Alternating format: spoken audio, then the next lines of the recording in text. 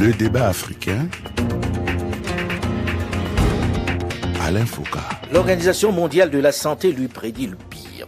Les médias du Nord, les grands spécialistes, les scientifiques de renom et ses donateurs traditionnels à travers la planète annoncent pour elle l'apocalypse. Rien de moins que cela. Certains n'hésitent pas à imaginer des cadavres jonchant les rues dans les semaines à venir. Devant le manque de moyens, le délabrement de son système et de ses infrastructures de santé, la difficulté ou l'impossibilité à lui imposer les mesures barrières adoptées presque partout ailleurs, auxquelles s'ajoute l'incompétence ou l'insouciance, bref, les errements de certains de ses dirigeants, l'Afrique, encore une fois, est au centre de toutes les spéculations face à la grande menace Covid-19.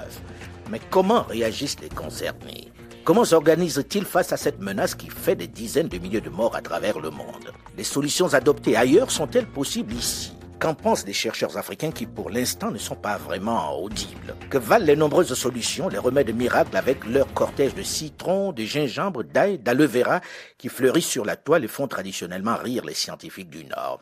Que font les chercheurs africains face à cette menace ?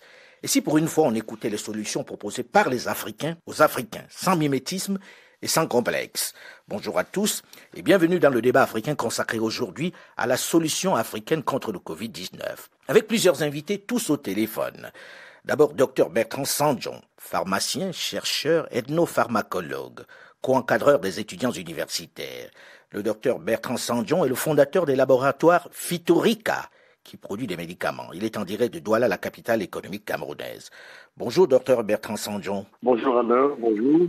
Second invité de ce plateau, M. Muntaga Keita, PDG de Tulip Industries, entreprise guinéenne du secteur de l'innovation technologique, créateur de ordinateurs debout, inventeur d'une borne médicale numérique plusieurs fois primée. Il a d'ailleurs remporté la médaille d'or du Salon de Genève ainsi que la médaille d'or de l'Association des inventeurs de France. Pour son innovation, il a également remporté l'une des plus rares récompenses de l'Organisation internationale de la propriété intellectuelle. Bonjour, Monsieur Muntaga Keita. Bonjour, Alain. Notre troisième invité est Serge Armel Djidjou, manager de AUI Techno, créateur de la première couveuse néonatale interactive, 100% camerounaise. Bonjour, Serge Armel Djidjou. Bonjour, Monsieur Alain Foucault. Notre quatrième invité est le docteur Valentin Agon, le propriétaire et directeur général d'API Bénin, une industrie pharmaceutique qui produit des médicaments phyto au Bénin. Il est le DG d'API Pharma, l'Institut universitaire de recherche et développement en santé et en industrie. Le docteur Valentin Agon est chercheur et inventeur de l'apivirine, un antirétroviral contre le VIH, médicament breveté dans plusieurs pays, dont en Europe et en Afrique du Sud. Ce médicament est en essai contre la maladie du coronavirus au Burkina Faso. Certains le disent en sursis, on en parle. Bonjour, docteur Valentin Agon. Bonjour, Alain Foucault. Notre dernier invité, et pas des moindres, est un confrère, Georges Dougueli, journaliste à l'hebdomadaire panafricain Jeune Afrique, que nous ne parvenons toujours pas à joindre. Pourtant, il est à Paris. Comme quoi, la technologie, on la maîtrise pas toujours. Alors, depuis le début de cette pandémie du Covid-19, l'immense majorité des pays africains ont adopté les mesures barrières, souvent calquées sur les modèles mis en place dans les pays asiatiques et en Europe, avec une disposition forte, le confinement. Ce qui a donné lieu à des scènes de violence parfois choquantes de policiers bastonnant des personnes simplement revenant ou allant à leur travail. Alors, depuis plusieurs jours, quelques personnes osent s'interroger sur la pertinence de certaines dispositions contre le Covid-19. Le confinement sur le modèle occidental est-il possible en Afrique avec 85% des populations qui vivent en gagnant leur pitance au jour le jour? Est-ce faisable? Est-ce réaliste aujourd'hui? Là, je m'adresse à M. Muntaga Keita. Pensez-vous que c'est faisable, le confinement? Alors, absolument pas. Nous pouvons créer des sortes de demi-confinement, mais un confinement total n'est pas possible. Jusqu'à récemment, je pensais aussi que ça l'était, vu que j'ai vécu en Occident 23 ans. Alors, pour moi, on pouvait calquer le modèle. Mais ensuite, je me suis rendu compte de la réalité sur le terrain. Je vis parmi tous les autres Africains. Je vois les réalités au jour le jour. Lorsque je parcours des kilomètres de mon domicile à l'usine, ce n'est absolument pas possible à 100%. Vous savez, en Occident, on a l'électricité. On peut faire des courses, acheter des aliments pour un mois, une semaine, 10 jours et garder dans le frigo. Lorsque vous n'avez pas une électricité constante, vous êtes obligé d'acheter tous les jours à manger. Et puis, il faut gagner sa vie au jour le jour. Beaucoup gagnent leur vie au jour le jour. La dame qui vend les beignets le soir travaille pour manger le lendemain. C'est ça, c'est 70 à 80% de la population quelquefois. Et eux, il faut qu'ils sortent pour vivre. On ne peut pas les confiner. J'ai écouté quelqu'un dire que c'était choisir entre mourir de faim ou attraper la maladie. C'est votre point de vue, monsieur Agon, docteur Agon? Moi, je vous remercie d'abord de donner la parole aux Africains parce que nous sommes concernés. Pour moi, il y a 4 mesures qu'il faut établir en Afrique. Il faut voir comment les Coréens du Sud ont agi, c'est-à-dire le test public pour détecter rapidement ceux qui sont déjà infectés et s'occuper de cela. Mais cela demande un grand investissement. Mais l'investissement dans le traitement va coûter plus que l'investissement pour dépister rapidement les gens qui sont infectés, les localiser, les traiter. Pour moi, c'est la mesure la plus efficace. Mais dans le même temps, on a envie de vous dire, la plupart des États n'ont déjà pas de tests et n'ont déjà pas pris les devants pour ça. Dans l'immédiat, est-ce que vous pensez que c'est le confinement la solution, le confinement tel qu'on le prône? Le confinement est une mesure de pare-feu. Il y a un incendie. Donc, on brûle autour, on bloque le progrès du feu. Mais c'est le confinement dans la durée qui pose problème à l'Afrique. C'est une population déjà fatiguée, mais difficile à être confinée. Pour moi, je pense que nous allons chercher à savoir et détecter, dépister et surtout localiser. Et c'est pourquoi moi, je pense à une solution thérapeutique. Et nous avons essayé. Nous sommes en train d'essayer. On va parler de cette solution thérapeutique, justement. La plupart des Africains, la plupart des médecins africains que nous avons contactés disent nous utilisons la solution du docteur Didier Raoult, qui est l'association à la fois de la chloroquine et des antibiotiques. Est-ce que c'est ce que vous faites sur place? Est-ce que c'est ce que vous conseillez? Est-ce que vous avez d'autres médicaments, Bertrand Sanjon? Vous qui êtes dans la médication, est-ce que aujourd'hui vous avez des solutions africaines qui marchent? Je pense qu'il faut être très réaliste quand on aborde le coronavirus. Les États africains, notamment le Cameroun, ont édité un protocole. D'abord des mesures d'hygiène, mais aussi un protocole de traitement. La bonne réflexion serait d'abord de respecter les protocoles qui existent, tels que vous avez expliqué tout à l'heure, avec la chloroquine et l'azithromycine, et l'hydroxychloroquine et l'azithromycine, qui a fait quand même ses preuves en Asie, en Chine et en France. Mais pour l'instant, on dit qu'on n'est pas sûr de ces preuves-là, que c'est encore en étude. On en débat encore un peu partout. Vous savez, la science est évolutive et la notion des traitements pose toujours des problèmes. Vous avez l'antagonisme. L'intervenant de tout à l'heure, le docteur Agon, parlait d'aller très vite au traitement. Je suppose qu'il veut parler des phytomédicaments, mais il ne faut pas négliger également des médicaments de synthèse qui peuvent faire leur preuve. Dans tous les cas, à l'heure où nous trouvons, les autres l'ont dit, le confinement est difficile. C'est très difficile en Afrique. On ne sait pas. Peut-être qu'on peut faire un semi-confinement tout en expliquant à la population les risques. Mais c'est difficile. Moi, je sors tous les jours au Cameroun. Je vois comment ça se passe. C'est assez difficile de se confiner. Donc, au niveau des traitements, il y a l'expérience du professeur Didier Raoult qui semble marcher. Il y a une expérience chinoise. Il y a même une expérience russe avec la nicotine. Donc, je pense qu'il faut voir ce qui se passe ailleurs et comme c'est une urgence médicale, et essayer tout de suite de voir ce qui apporte des solutions ailleurs. Avant de penser, il y a des plantes africaines, naturellement, mais j'espère qu'on va y revenir. On va y revenir parce que pour moi c'est important vu que ce qui se passe ailleurs pour l'instant n'est pas totalement copiable sur le continent comme vous le dites, notamment cette notion de confinement complet où tout le monde reste à la maison puisqu'il n'y a pas d'aide, il n'y a pas d'accompagnement et les gens vivent au jour le jour parce qu'ils n'ont pas les moyens. Alors j'ai envie qu'on soit très très méthodique. D'abord, vous êtes essentiellement des chercheurs sur ce plateau. Vous êtes vraiment tourné Covid-19. J'ai envie de poser la question, que faites-vous pendant cette période? Là, la question s'adresse d'abord au docteur Agon, qui a un médicament, qui l'a proposé. Comment ça marche? Est-ce que les autres vous écoutent? Est-ce que c'est sérieux? Oui, c'est très sérieux et je suis très écouté parce que depuis le 12 mars que j'ai commencé à essayer de façon informelle à Ouagadougou, nous avons traité plus de 20 personnes. Devant moi ici, j'ai la liste de 15 personnes que nous avons recensées et de 6 ans à 62 ans. Et nous avons aussi mis sous traitement des gens en France, à Orléans, à l'hôpital de Orléans précisément. Et nous avons aussi des gens en Amérique qui sont sous traitement. Et nous avons aussi des gens en Italie, un groupe en Italie qui est sous traitement pour pouvoir rendre compte aux autorités. Oui, mais on a envie de vous dire, quand on écoute un peu, parce qu'on n'est pas des spécialistes de la médecine, mais on regarde tous la télévision avec ces professeurs qui défilent sur les plateaux de télévision, on dit, c'est pas assez pour pouvoir dire que ça marche. Surtout que 90% des gens sont guéris de la maladie sans même avoir suivi un traitement. Comment savoir que votre avipirine, aujourd'hui, marche bien au Burkina? Voilà. C'est pourquoi je vous précise. Avipirine contient 40 gélules. Et 10 gélules traitent les gens déjà. En France, tous ceux qui ont pris ce produit, et les 2 premiers jours, ils doivent être négatifs le 3e, le 4e jour au coronavirus. Mais ça serait révolutionnaire, pourquoi on n'en parle pas? C'est bizarre. C'est révolutionnaire. C'est révolutionnaire. C'est pourquoi le ministère de l'Enseignement supérieur et de la Recherche scientifique au Burkina Faso a mis sur place un comité et nous travaillons durement. Les tollés que vous avez entendus. Oui, parce qu'il y a eu beaucoup de tollés. Les gens se disent non, ça marche pas, on n'est pas au courant. Non, c'est normal. C'est normal. Nous travaillons comme sous-marins. Nous sommes en bas en train de travailler et nous ignorons les vagues en haut.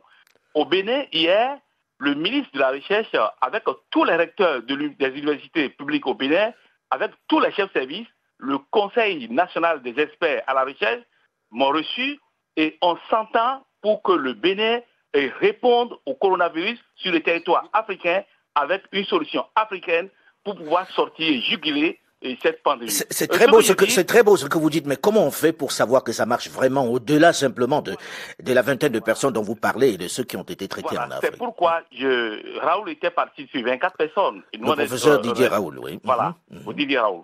Maintenant, ce que je demande, c'est 2 choses. Nous avons demandé l'accord des Ivoiriens, des Maliens, des Béninois et des Burkinabés pour faire l'essai dans tous ces pays. En dehors de ces pays, je souhaite que tout gouvernement, comme l'a demandé aussi le gouvernement équato-guinéen, et tout gouvernement, moi je suis prêt à envoyer dans les 54 pays d'Afrique une dizaine, voire une cinquantaine de apivirines, juste pour qu'ils essayent pour voir en 2-3 jours. Et c'est quand les preuves scientifiques parlent, la bouche se tait. Mais justement, on a envie que les preuves scientifiques parlent et qu'on ne parle pas beaucoup de l'apivirine depuis quelque temps, puisqu'il a fallu que l'on travaille dessus pour savoir qu'au Burkina, il y avait un essai pendant un moment et certains, dans le milieu burkinabé, disent non, pour l'instant, pour nous, ça reste quelque chose, on va dire, un peu comme la chloroquine dont on parle. Alors, pourquoi est-ce que les gens le combattent en réalité aujourd'hui? Qu'est-ce qui fait qu'il y ait des gens qui disent non, ça marche pas, non, on n'en veut pas, non, il faut arrêter ce traitement? Je vous ai dit 2 choses. La première, l'Africain, excusez-moi, attend toujours de l'extérieur. Une solution endogène, l'Afrique doute. Mais tant que l'Afrique doute de cette solution endogène, l'Afrique ne progressera pas. Et donc, comme on s'est levé, mais c'est d'abord un Français qui a été traité au Burkina d'abord. Et à partir de lui, sa famille et beaucoup d'autres gens.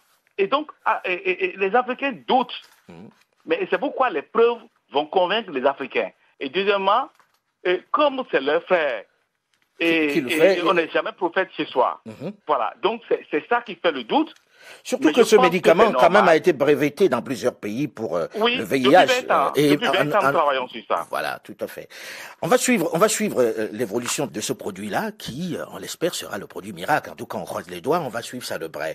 Je me tourne maintenant vers Serge Armel Djidjou, qui se trouve à Bafoussam. Vous, en tant que chercheur, je pense que vous vous êtes beaucoup prononcé sur cette question, mais on vous entend pas beaucoup. Que faites-vous dans le sens de lutter pour avoir une solution africaine à la lutte contre le Covid-19? Alors, je dois d'ailleurs prolonger la réflexion du docteur Agon. Parce qu'il se trouve qu'il y a 3 semaines, j'ai eu le docteur Agon au téléphone, que je connais bien par ailleurs, et on a parlé de la possibilité, à la suite du Burkina, que d'autres pays en Afrique centrale se lancent dans l'essai clinique. Tous les interlocuteurs que j'ai eus m'ont donné l'impression que c'était pas possible, mais en même temps, voulaient à titre privé avoir des doses d'avipirine. C'est-à-dire, ils pensent d'abord à eux, ils veulent l'essayer eux-mêmes, mais ne veulent pas pour le grand public. Non, j'ai l'impression donc on serait dans une omerta où nos décideurs peut-être seraient coincés par des pressions ou que je connais pas, parce que je peux pas comprendre, m'expliquer. C'est dans une crise pareille, il y a une opportunité. Si on pense que ce n'est pas efficace, on dit un non sec, mais on a des interlocuteurs qui disent qu'ils ne peuvent pas, mais qui vous appellent pour vous dire quand même, est-ce que, quand vous êtes l'ami du docteur Agon, est-ce qu'on peut avoir quelques doses? Donc, c'est-à-dire qu'ils prennent des doses pour eux, mais ils ne veulent pas en faire profiter le plus grand nombre. Pour vous, il y a un complexe, ou plutôt il y a des pressions. C'est-à-dire qu'ils ne se voient pas en position de lancer officiellement et publiquement un essai clinique sur un médicament comme ça. Je ne sais pas quels intérêts... Parce que c'est africain. Je sais pas, mais visiblement, ils ont des contraintes liées à leur fonctionnement avec des organisations ou des grands groupes de pression pharmaceutique, j'imagine, qui font que ça ferait peut-être pas très bien d'imposer ou d'essayer de mettre en lumière des essais cliniques sur un médicament sur lequel finalement personne n'a le contrôle des intérêts pour ceux qui sont vraiment les décideurs. Ce qui est dommage. On va suivre l'évolution de ce médicament-là. Docteur Bertrand Sanjon, vous aussi, vous travaillez sur des produits locaux dans plusieurs maladies.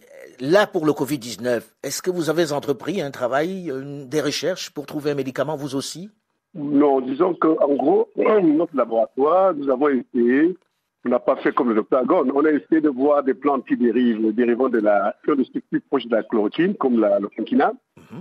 Le quinquina en Afrique centrale et le quinquiliba dans la région d'Afrique de l'Ouest. Non, c'est pas pareil.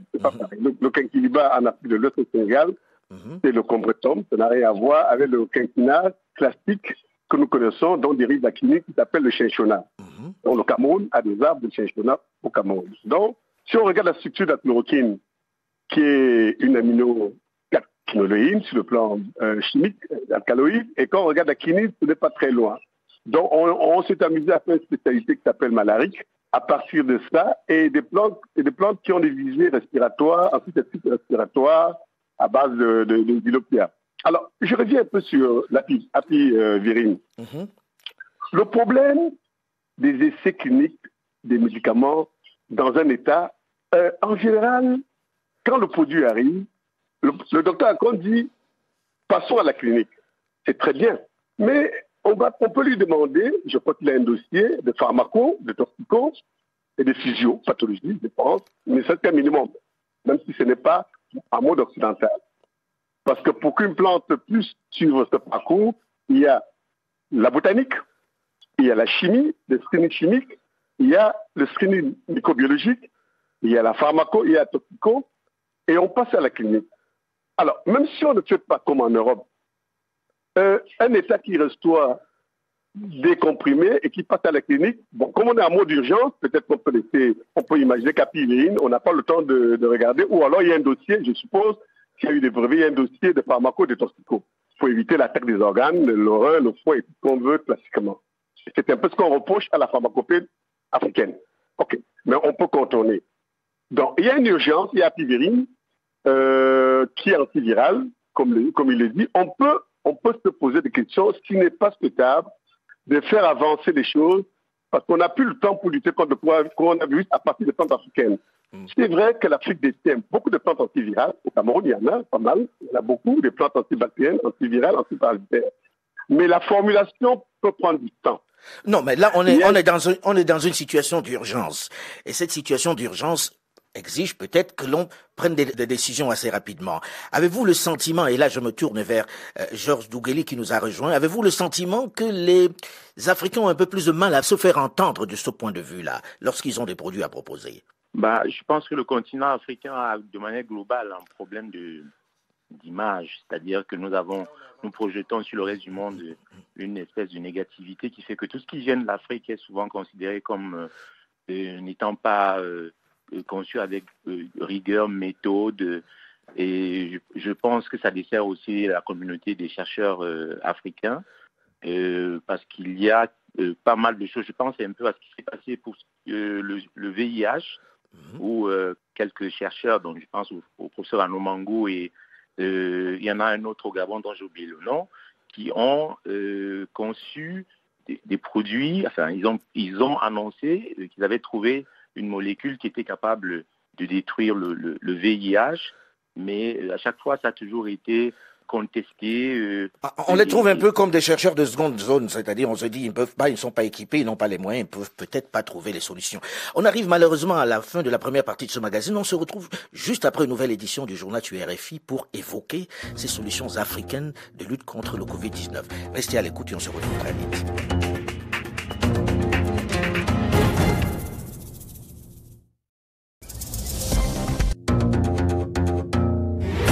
Le débat africain,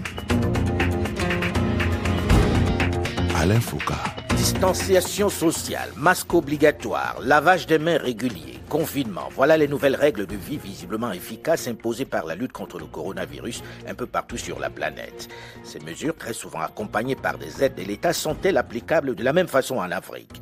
Peut-on les adopter avec la même rigueur sur un continent où plus de 85% de la population vit dans l'informel et au jour le jour, et souvent dans des cours communes où se côtoient des dizaines de personnes?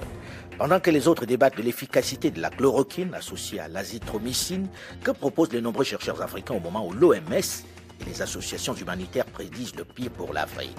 Bonjour et bienvenue à tous ceux qui nous rejoignent seulement maintenant dans la seconde partie du débat africain consacré ce dimanche à la réponse africaine au coronavirus Covid-19, avec plusieurs invités en ligne dans quelques capitales africaines et à Paris. D'abord le docteur Bertrand Sandjon, pharmacien, chercheur, ethnopharmacologue, co-encadreur des étudiants universitaires. Le docteur Bertrand Sandjon est le fondateur des laboratoires Phytorica, qui produit quelques médicaments au Cameroun. Il est en direct de Douala, la capitale économique camerounaise. Second invité de ce plateau, M. Montaga Keita, PDG de Tulip Industries, entreprise guinéenne du secteur de l'innovation technologique, créateur de ordinateurs debout, inventeur d'une borne médicale numérique plusieurs fois primée. Il a d'ailleurs remporté la médaille d'or du Salon de Genève ainsi que la médaille d'or de l'Association des inventeurs de France. Pour son innovation, il a également remporté l'une des plus rares récompenses de l'Organisation internationale de la propriété intellectuelle. Notre troisième invité est Serge Armen Djidjou, manager de AUI Techno, créateur de la première couveuse néonatale interactive 100% camerounaise. Notre quatrième invité est le docteur Valentin Agon, le propriétaire et directeur général d'API Bénin, une industrie pharmaceutique qui produit des médicaments phyto au Bénin. Il est le directeur général d'API Pharma, l'Institut universitaire de recherche et développement en santé et en industrie. Le docteur Valentin Agon est chercheur et inventeur de l'apivirine, un antirétroviral contre le VIH, médicament breveté dans plusieurs pays, dont en Europe et en Afrique du Sud. Ce médicament est en essai contre la maladie du coronavirus au Burkina Faso en ce moment. Certains disent en sursis puisqu'il fait lui aussi, comme l'hydroxychloroquine, l'objet de nombreuses controverses. Notre dernier invité, et pas des moindres, est un confrère, Georges Dougueli, journaliste à l'hebdomadaire panafricain Jeune Afrique. Voilà pour notre plateau de ce dimanche. Je voudrais que nous reprenions là où nous nous sommes arrêtés, en disant que font les chercheurs africains? Montaga Keita, vous êtes dans le domaine de la technologie. Que proposez-vous dans cette période? Quelle réflexion? Quel débat? Alors, c'est très simple. L'Afrique n'est jamais restée en retard au niveau recherche. Si l'Afrique a survécu des milliers d'années auparavant, c'est parce que nous-mêmes, nous avions nos solutions. Voilà, traditionnelles à nous. Les vaccins ne sont apparus qu'il y a quelques années, une centaine d'années peut-être. Mais avant cela, c'était des recettes de grand-mère. Et ça a fonctionné. Alors, nous, à Tulip Industries, nous innovons dans le secteur médical. Nous avons commencé ce secteur depuis l'année dernière. Nous avons une borne interactive télémédecine qui a été primée, comme vous l'avez dit, à l'international. Mais malheureusement, il y a un complexe en Afrique qui est formidable. C'est-à-dire un produit fabriqué en Afrique ne sera presque pas consommé en Afrique. Pourquoi? Parce qu'il y a un complexe d'infériorité peut-être. On se dit ça ne vient pas de là-bas, donc ça n'a pas connu la même rigueur, ça n'a pas suivi le même circuit. Et puis, c'est très simplement snobé, malgré les récompenses internationales. C'est snobé, c'est mis de côté. Alors on continue encore, on ne baisse pas les bras. Donc nous avons développé cette borne médicale il y a une année et nous l'avons proposée à l'international pour pouvoir la disséminer, surtout dans les déserts médicaux, même dans les villes aussi, pouvoir diagnostiquer très facilement, moins cher. Alors, vu que le Covid est là, on avait une tablette qu'on développait exactement dans l'anonymat, dans l'usine, notre département recherche et développement. Alors nous avons reconverti cette tablette très vite pour l'adapter au Covid, pour scanner 3 symptômes. Il y a d'abord la température, il y a une caméra thermique là-dessus, sur cette tablette, et la saturation en oxygène du sang, ce qui est très important parce que le Covid, le SARS-CoV-2, ça affecte les alvéoles et une réaction inflammatoire du corps crée des fluides et on se noie. Alors là, la saturation en oxygène se détériore. Donc, nous avons ce deuxième capteur pour déceler cela, cette saturation en oxygène. Mais en troisième position, nous avons le battement cardiaque aussi, qui change à cause du COVID, lorsqu'on développe surtout une sorte de pneumonie. Alors, lorsque la tablette, nous la pointons devant votre visage, on pourrait être à 2 mètres, 3 mètres, même 5 mètres, que nous déterminons votre température, que le capteur, en posant le doigt, bien sûr, après l'avoir nettoyé avec un gel hydroalcoolique, qu'on puisse capturer votre battement cardiaque, la saturation en oxygène. Alors, notre logiciel aussi fait maison, fait par notre entreprise, détermine si vous avez des symptômes ou pas. Maintenant, il y a toujours des faux négatifs. Nous savons, les cas asymptomatiques, là, on dit peu rien. Mais au moins, on peut utiliser cette tablette pour trier les cas suspects pour qu'ils aillent subir un autre test avec les kits tests. Ça, c'est pendant la détection. Alors, Maintenant, c'est après quoi? Parce que c'est assez intéressant ce que vous dites, vous travaillez dessus et c'est assez important. Ce sera après quand et est-ce que vous êtes accompagné là-dessus? De quoi vous avez besoin pour faire avancer les choses rapidement? La tablette est prête, la version commerciale est prête. Et nous sommes prêts à la commercialisation. Nous avons déjà des représentations dans 20 pays africains. Nous avons signé des représentations pour écouler ces tablettes très vite. Et la première question, c'est est-ce que c'est homologué? Alors nous disons, nous sommes dans une urgence. Si nous rentrons dans les rouages de la bureaucratie, on ne va pas s'en sortir. Il faut aller vite, même l'homologation. Alors là, j'ai contacté toutes les autorités en Guinée, même Monsieur le Président de la République m'a contacté hier.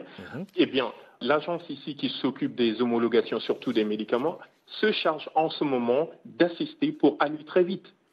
Donc là, au moins, vous bénéficiez du soutien, de l'accompagnement finalement aujourd'hui.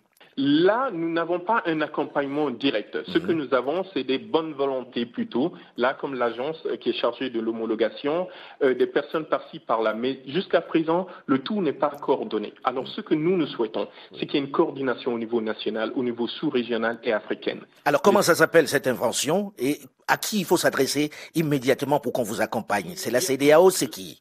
Voilà, nous l'appelons le Health Scan, le scanner de santé, parce que cette tablette, pendant l'hospitalisation, nous pouvons utiliser cette tablette, les infirmiers peuvent l'utiliser pour scanner au moins 3 fois par jour les patients et voir l'amélioration ou la détérioration de la saturation en oxygène pour, là aussi, trier pour voir qui mérite la machine respiratoire. Donc ça, c'est un élément. HealthScan, vous avez besoin que les autorités de la sous-région accompagnent également et se tournent vers vous. Est-ce qu'il y a une adresse très rapidement, à laquelle on doit s'adresser? Nous avons un site internet, www.tulipindustry, avec Y bien sûr, c'est en anglais, tulipindustry.com. Vous avez tous les contacts en dessous. Appelez-nous, contactez-nous, il faut qu'on aille vite. C'est très important. Ça, c'est la première chose. Là, on a parlé également de la vipirine. Il faut prendre contact avec le docteur Agon, le docteur Valentin Agon, qui lui est au Bénin et qui est facilement joignable. Je me tourne vers Serge Armel Njidjou. Vous aussi, vous êtes dans la recherche et je pense que vous travaillez également pour apporter votre pierre à la lutte contre le coronavirus. Bien évidemment, bien évidemment. Nous travaillons déjà par rapport à la couveuse néonatale à l'équiper d'un respirateur pour bébés, puisque la détresse respiratoire est courante chez les bébés prématurés. Donc, à l'occasion du Covid, on a accéléré pour mettre en place un prototype qui est déjà performant du point de vue de la fonction mécanique d'un respirateur. Alors, pour le chemin est encore long parce que il faut mettre en place toutes les sécurités, tout ce qu'il faut pour bien calibrer avant d'envisager un essai clinique ou des choses comme ça. Or, on trouve difficilement un médecin réanimateur prêt à nous accompagner à travers avec nous. Le côté mécanique, on pouvait le faire seul en tant qu'ingénieur. Mais pour aller plus loin, vraiment, il faut l'appui du corps médical. Il faut qu'on soit dans un protocole. Mais qu'est-ce qui empêche qu'il y ait un appui du corps médical? Vous êtes au Cameroun, il y a des réanimateurs, il y a un ministère. Est-ce que vous avez pris contact avec eux? Oui, j'en appelle. Ils n'ont pas beaucoup de temps. Nous, on est à Bafsam, c'est excentré. Mais par contre, on a autre chose qui me semble. Rapidement. Parce que l'hygiène, finalement, la prévention, à défaut de pouvoir confiner, est essentielle. Et nous avons développé un portique de désinfection. Parce que les gens essayent, devant les boutiques, devant les édifices, manuellement, de proposer des gels hydroalcooliques ou de l'eau savonnée, ainsi de suite. C'est pas toujours très efficient, les gens se dérobent. Alors qu'il y a moyen, sur des portiques, sur des tunnels en zone industrielle, d'imposer dans un circuit de marche, à l'aller comme au retour, d'être bombardé de solutions désinfectantes. C'est-à-dire, je résume un peu, c'est-à-dire à l'entrée du magasin, il y a un portique, comme les portiques de sécurité. Vous êtes obligé d'y stationner à peu près 6 secondes. D'accord. Si c'est un tunnel, vous marchez juste. D'accord. Et vous proposez ça aux magasins, vous proposez ça aux entreprises, c'est ça? J'ai fait le prototype. Donc aujourd'hui, je reçois des appels de partout pour solliciter le prototype. Et justement, c'est une question qu'on a fait brutalement. Et on n'est pas une industrie. Pourtant, il faudrait rapidement produit à une échelle industrielle pour satisfaire même la demande institutionnelle, les mairies demandent. Donc, ce serait attendu à ce que l'État ou des organisations se saisissent de cette innovation pour lui donner la dimension industrielle qu'il faut pour le grand bénéfice du plus grand nombre. On m'appelle d'autres pays africains, on est confinés, les frontières sont fermées. Je ne sais même pas comment je peux partager cette technologie. Donc il y a des questionnements comme ça. J'ai quand même eu la chance cette semaine que mon premier client soit le ministre de la Santé du Cameroun. D'accord. Qui va acheter des portiques, c'est ça? Qui au moins a regardé le prototype et l'a acheté du coup et l'a mis en service à l'entrée du ministère de la Santé. C'est peut-être l'occasion de mutualiser vos forces, vous qui êtes chercheurs dans plusieurs pays, pour développer ces différentes choses, parce que la question du nettoyage des mains devant les magasins et autres, c'est assez difficile, surtout lorsqu'on sait que dans certains pays, la question de l'eau reste très très très présente. Il n'y a déjà pas de l'eau, alors pour se laver les mains, c'est quelquefois difficile, et encore les solutions hydroalcooliques sont assez rares. C'est pas votre point de vue, Georges Bougueli? J'ai très envie, tu m'excuseras, Alain, de réagir à ce que M. Keita a dit à propos du complexe d'infériorité des Africains. Je ne suis pas totalement d'accord. Je pense que l'Africain est un consommateur de produits pharmaceutiques rationnels, notamment des médicaments, et qu'il a surtout besoin d'être mis en conscience parce que nous avons longtemps vécu des recettes de grand-mère qui étaient sans posologie ni mode d'emploi, et qui ont été reprises par certains tradis praticiens et avec des ravages qu'on sait. Nous avons ce background-là et d'où la méfiance que nous avons parfois sur les produits de la recherche. Oui, mais je pense qu'il parlait des autorités, il parle des autorités qui ne font pas confiance aux créateurs. C'est-à-dire, dès que l'autorité reçoit un blanc dans son bureau, son produit est forcément mieux que lorsqu'il reçoit Mamadou ou lorsqu'il reçoit un Keita. Vous ne pouvez pas dire le contraire. Oui, mais ça se travaille. Ça se travaille. Il faut mettre les gens en conscience, il faut leur dire que les produits produits par un Keita sont... Mais c'est peut-être eux qui doivent accompagner pour mettre ça en confiance, puisque c'est eux, les autorités. Je suis d'accord. Maintenant... Là, je reviens à une autre question qui revient très très régulièrement dans le travail qu'on fait ici, qui dit, on s'attend à une boucherie, à l'apocalypse en regardant le système de santé de nombreux pays africains. Mais on se rend compte que malgré les morts qui sont de plus en plus nombreux, malheureusement, et il faut le dire, les chiffres n'atteignent pas, loin s'en faut, ceux de l'Europe ou des États-Unis. Alors, la contamination moins rapide en Afrique peut-elle s'expliquer selon vous, Bertrand Sanjon? Vous savez que dans toute maladie, il y a une notion de phénotype et de génotype. Vous savez que la drépanocytose, elle est africaine, elle est la race noire. Est-ce qu'on peut penser que le coronavirus se comporte mal dans l'écosystème, différemment en tout cas dans l'écosystème africain? Pourquoi pas? Nous sommes sous d'autres climats, sous d'autres latitudes, sous d'autres hydrographies. Je pense que le virus, qui est un corps fragile, qui se multiplie très vite, tous les virus, à l'occasion de ce rétrovirus, qui est le corona, ne peut pas s'adapter en Alaska comme à Douala. C'est pas possible. Aucun être humain ne peut, même vous-même, Alain, quand vous quittez d'un pays froid à un pays chaud, il y a des différences. Je pense qu'on peut penser. Je suis pas sûr que le corona peut avoir des comportements différents en Afrique. En tout cas, il ne vient pas de l'Afrique, il vient de la Chine. Pas le même climat qu'en Afrique. En tout cas, là où c'est venu, de Wuhan. Donc, je pense qu'il y a la notion de personnes, des races, la notion raciale. Ça s'est toujours vu en médecine. Mais pourtant, quand on écoute les spécialistes, ils disent que ça touchera tout le monde de la même façon. Or là, on voit, c'est vrai qu'il y a beaucoup moins de morts. Pour l'instant, quand vous regardez la progression en Afrique, surtout qu'au Cameroun, n'est pas la progression en Italie ou en France ou aux États-Unis. Nous ne sommes même pas, on est à la limite de 1000 cas. Et je pense que, est-ce qu'il y a pas une résistance génotype-phénotype africaine? Je n'en sais rien. Mais ce qui est sûr, un microbe, un parasite ne se comporte jamais de la même manière dans les lieux différents. Je voudrais revenir un peu à Piverine. Je pense qu'il faut rapidement aller à l'essentiel. Si ce produit, comme le dit le docteur Agon, semble apporter des solutions, il faudrait qu'on boycotte, qu'on essaie de passer des étapes et aller directement à la clinique. Pourquoi pas? Si on ne fait rien, il y a des morts. Mais essayons à Piverine. Moi, je vous dis que nous avons mis au point. Oui, on peut essayer, pourquoi pas. Et en tout moment, il se pose un problème administratif. Les Africains ont très souvent, vis-à-vis des plantes, un complexe, il faut le dire, que ce soit les médecins ou les pharmaciens. Justement, vous anticipez sur ma question, parce qu'on a vu fleurir sur les réseaux sociaux tellement de médicaments de grand-mère qu'on se pose la question de savoir qu'est-ce qui marche, puisqu'à chaque fois où quelqu'un propose quelque chose sur les réseaux sociaux, ça fait rire le reste du monde. Est-ce qu'il y a des produits qui marchent contre cette maladie qui arrive, contre ce Covid-19 qui arrive? On a entendu les gens parler d'ail, etc., des choses les plus saugrenues. Mais y a-t-il des médicaments africains de grand-mère qui freinent la progression de ce mal aujourd'hui, Bertrand Sanjon? M. Foucault, je vous rappelle que 70 à 80% des Africains se soignent par les plantes. Ce que nous voyons dans les pharmacies, c'est 30%. Quelqu'un a parlé des recettes de grand-mère sans posologie, sans mot d'emploi. Je pense que c'est Georges, il se trompe un peu. Elles avaient des posologies. Et quand on voit la première pharmacopée africaine de l'OUA qui a été faite, on a dit que quand des guérisseurs qui ne se connaissent pas, je crois que 50, disent la même chose, on peut valider ce protocole. Mais on aimerait quand même, docteur Sanjon, qu'à un moment on nous dise, vous chercheurs africains, que vous puissiez nous dire ce médicament de grand-mère marche. Là, vous posez une autre question. La problématique de la recherche des plantes médicinales en Afrique, qui a trait la relation privée, gouvernement, validation, OMS, si on veut. Là, c'est un champ de discussion. On n'aura pas le temps de faire à cette émission. Ce qui est sûr, les plantes africaines, de toute manière, la pharmacie, les médicaments, la chloroquine, elle dérive de quoi? L'aspirine dérive de quoi? Le premier médecin qui était Hippocrate. Mais on soignait avec la sorte qui est devenue l'aspirine, que le groupe Bayer a mis en aspirine plus tard. Les Égyptiens, au temps des pharaons, on les a protégés, les morts étaient embaumés par des plantes aromatiques, les burséracées, les bossulières.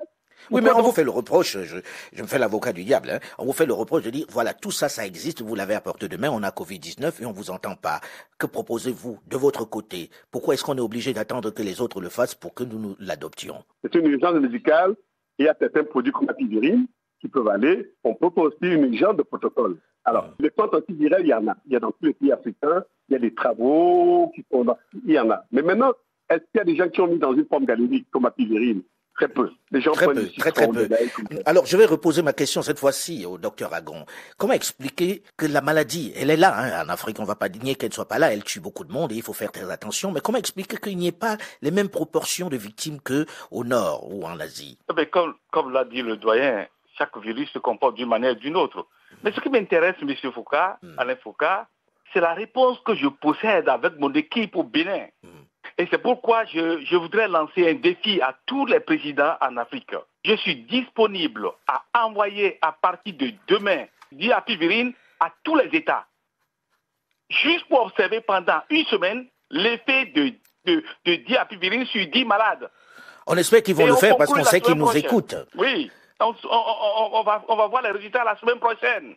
Juste une semaine. Ça ne coûte rien d'essayer. Et je vais donner 10 par État. J'ai le soutien de mon pays, de mon ministère de la Recherche. Oui. Donc, je veux ça.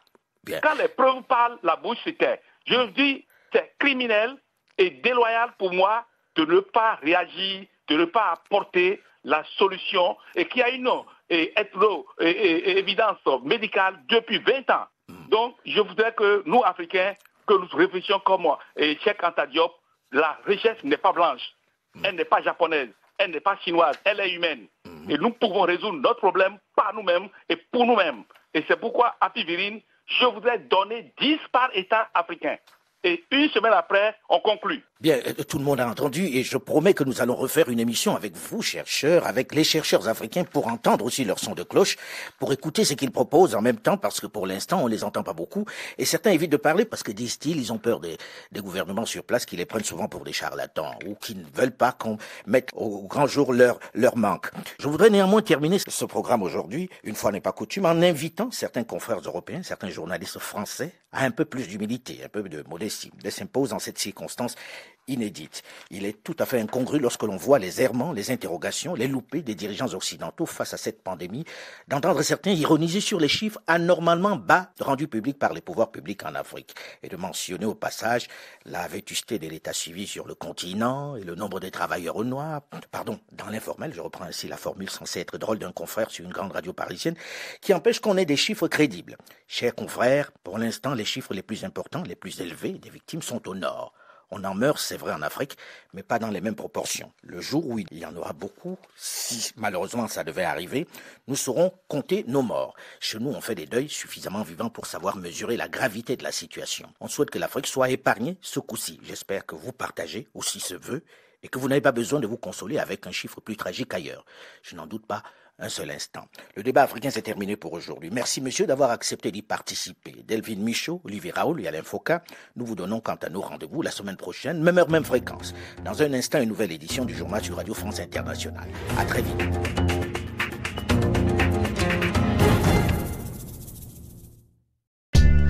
Religion du monde.